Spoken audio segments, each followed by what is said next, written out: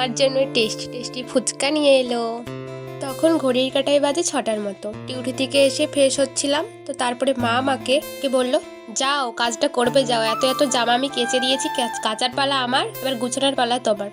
তো যাই হোক, আমি না কাচতে পারি না, কোনোদিনই পারি না ভালো করে কাচতে, তাও বাইরে যখন ছিলাম তখন কাচছিলাম। আর এখন আমি যত থেকে বড় হয়েছি কোনোদিনও জামা কাপড় কাচি না। দিয়ে মা কেচে দিয়েছিল, তারপরে আমাকে বললো গুছাতে, সেজন্য আমি গুছাচ্ছিলাম জামা কাপড়গুলো। গুছাতে ভাবছিলাম সাথে এতগুলো জামা কাপড় আমারই ভুল, আমি মাকে দিইনি। তো যাই হোক, আমি ভাবছি যখন আমি শ্বশুর ঘর চলে যাব তখন আমার কি অবস্থা হবে, কি করে কাচবো। তো যাই হোক, তারপরে আমি জামা কাপড়গুলো যখন গুছাচ্ছিলাম, মা দেখলাম ফুচকা নিয়ে এসছে আমার জন্য। আর আমাদের গ্রামে একটা কাকু আসে ফুচকা বিক্রি করতে, সেই টেস্টি ফুচকা। আমি যখন ব্যাঙ্গালোরে ছিলাম না, খুব মিস করতাম, কবে ফুচকা খাবো। আর ব্যাঙ্গালোরে জানো তো 20 টাকার 4টা ফুচকা দিত, ভাবতে পারছো।